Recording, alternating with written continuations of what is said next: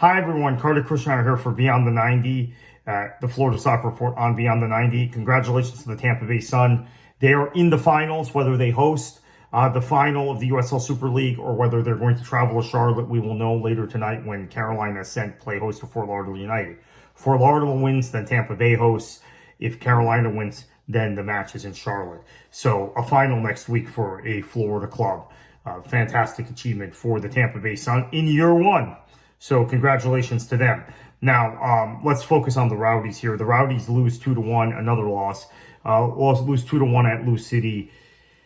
But this was a big, I think, turnaround performance, particularly in the second half from the Rowdies. This is the third straight loss to Lou City, which is the longest streak in this series.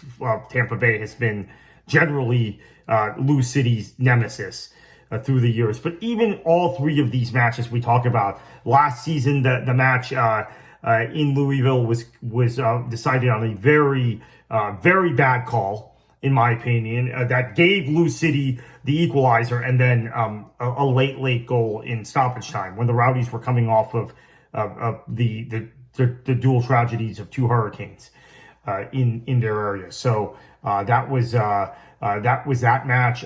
Tampa Bay outplayed Lou City for 60 minutes in Al Lang last month, or 2 months ago, I should say, in April. And then yesterday were clearly the better team after minute 55. So what happened in minute 55 that changed the match? Lewis Hilton came back from 2 months out with injury, a 10-year veteran in USL Championship and a guy that's played now, 6 seasons? This is his sixth season with the Rowdies and has been last season was the everything for the Rowdies. Maybe Robbie Nielsen drove him into the ground, which is why he was hurt for so long now, because he was being asked to do too much, I thought, last season. But he came on in the 55th minute, as did the new signing Luis Alvarez. So what had happened prior to that was Lou City came out to a quick start, but quite frankly, after that, did not play very well. They scored two very early goals, one coming off of kind of just bad play at the back from the Rowdies. But here's what I saw after that. Rubens Passius, who gets a rare start, great one-on-one move after being set up by Ali Bassett to get it back to 2-1. Once Hilton and Alvarez came on, you saw a completely different match. So Forrest Lasso was out with injury, got hurt in the first half last week against Tormenta. This week, Lawrence Wyke and Aaron Guillen, who have probably been the two worst players for the Rowdies this season as regular starters, started, and both, I thought, were very, very good. Playing in front of a shaky goalkeeper. So we've said that Ethan Bondre is an improvement on Campisi. Yesterday, he was a mess. And if Tampa Bay had conceded more than 2 goals, it was going to be directly related to very poor goalkeeper play. So this continues to be a problem. But Wyke and Guillen were really good. I felt like Ali Bassett made his contributions, as we talked about. Once Hilton was brought in the match, Alvarez was brought in the match, Tampa Bay completely controlled midfield. You saw, I thought, a Lou City team that was off. Taylor Davila, way off from that point forward, gets the hook in minute 70 because Danny Cruz sees what's happening. I thought Wilson was very poor for Lou City most of the match. So Tampa Bay controlled midfield. Arteaga comes on, plays as a dual. The 3-4-3 becomes a 3-5-2 at that point, and you have Passius and Arteaga both looking like they might score goals, quite frankly.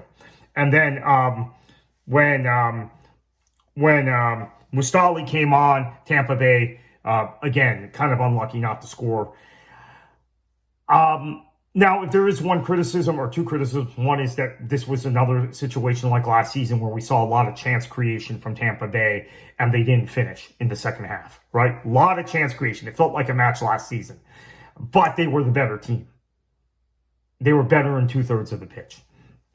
And then the second criticism might be perhaps Steve Coleman should have brought Mustali on earlier, but things were looking really good. It felt like Tampa Bay was going to get an equalizer. So I think the Rowdies, without winning a league match, but having come back from behind to beat Tormenta in the Cup, although Tormenta is not a good team in League One this season, I think Tampa Bay has turned the corner. When you look at their next 3 matches, Miami FC at home, that should be a win. Pittsburgh, tough place for the Rowdies through the years, but I think they can get a point there. Indy at home, that should be a win. So you're looking at, I think, a minimum of 6 of 9 in the next 3 matches. Potentially 7, maybe 9 if you win in Pittsburgh. Tampa Bay have better players than Miami FC. Player for player, they are better. Now with Hilton back, potentially with Lasso back next week, with Alvarez being added to the team.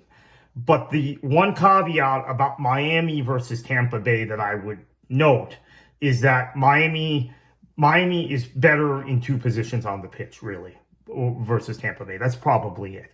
But those 2 positions are goalkeeper, where Bill Hamid is miles better than either of Tampa Bay's keepers. Miles better. I mean, we're talking about, maybe a continent better in some ways. And then just kind of instinctive finishing, Bonfilio versus either Pacius or Arteaga, or the way Arteaga is this season, I think is better. And we're seeing from Bonfilio some of the other aspects of his game, which is part of the reason I have rated Manu Arteaga so well through the years, isn't just his goal scoring, but his high pressing ability, which we saw on display in the playoffs a few years ago for Phoenix Rising when they won the title, and his link-up play, which has been wanting this season.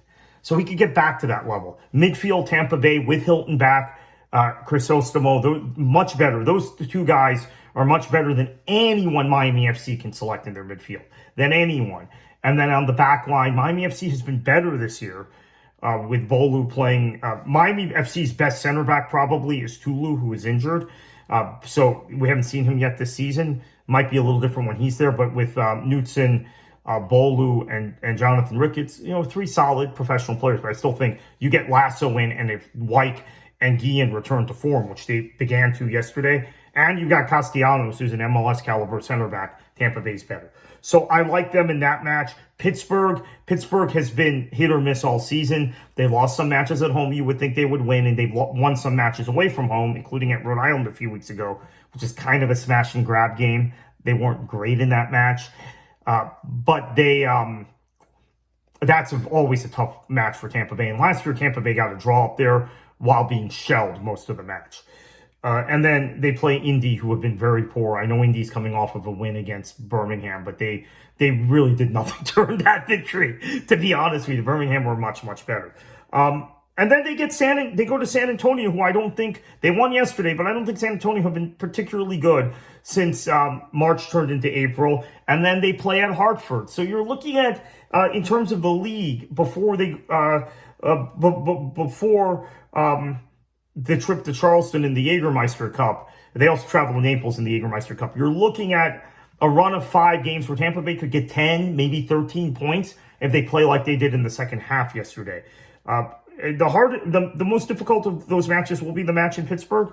Although, like I said, Miami has players at either end of the pitch that are difference makers. Yesterday, Bill Hamid kept Miami in a game they should have been down 2 or 3-0 at halftime. Second half, Miami could have scored 2 or 3 goals. I have to say, Jackson Lee in Rhode Island's goal kind of returned the favor, doing very well outside of the Blanco free kick.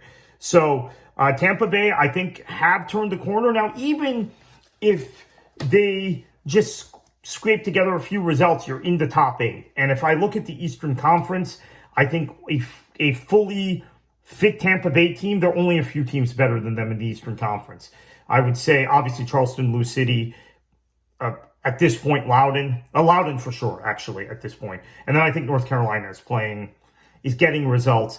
After that, I think Tampa Bay could be the 5th best team in the Eastern Conference. Detroit is fading. Pittsburgh is very hit or miss. Rhode Island isn't getting the results they need. Miami's going to be there. They're going to be between 6 and 10 all season. They have a lot of individual quality and guys that this is a thing to watch for next week. Miami has a lot of guys in specific moments in matches have the technical skill where they can do something which completely is contrary to the way a match is flowing. So Miami will be there. Indy, I think Indy, particularly with an injured Aiden Stanley, is not really a factor, quite honestly. Birmingham should get better. I think they're going to continue to get better. So they'll be there. Hartford, they're scraping, they're scrapping, but they just don't have the personnel. And I think that's everybody in the Eastern Conference. If I forgot a team, I'm sorry, but I do think Tampa Bay have in fact, before we end this video, I'm going to look at the Eastern Conference table because I may have forgotten somebody. No, I mentioned everybody. So I think Tampa Bay has the potential to get as high as 5th in the Eastern Conference. I picked them 3rd before the season. They're not going to make it there. But realistically, they're probably fighting somewhere between 6 and 8. And the teams that are going to be in that mix are Detroit, who are clear, 3 points clear of Pittsburgh right now on 17 points. Pittsburgh's on 14. Miami is on 13. Rhode Island on 12. Indy on 11. Birmingham on 10. Hartford on 6. Tampa Bay on 5. But I think Detroit's coming back to the field. I think Rhode Island will get better. Birmingham will get better. I think this is who Indy is. I don't think they're going to get much better. Tampa Bay will get significantly better, as we talked about. Pittsburgh, this is basically where they're going to be. Miami, yeah, this is basically where they're going to be. I think Miami is probably a playoff team. I don't think Detroit is, quite honestly, at this point. Pittsburgh is. Okay, so if I had to pick a top 8 now, keeping the top 4 as is, which is Charleston, Lou City, Loudoun, North Carolina, I think that will be the top 4. I would say Tampa Bay, Pittsburgh, Miami, either Rhode Island or Birmingham. I think Rhode Island. But Birmingham could get there, and Birmingham could knock Miami out too, right? Miami is the team we have to wonder about. But I think Tampa Bay is coming. I think they're going to surge up the table now. And this is why maybe we shouldn't, and this includes me, shouldn't overreact so early in the season. A very, very good performance in that second half in Lou City, a turning point in the season potentially.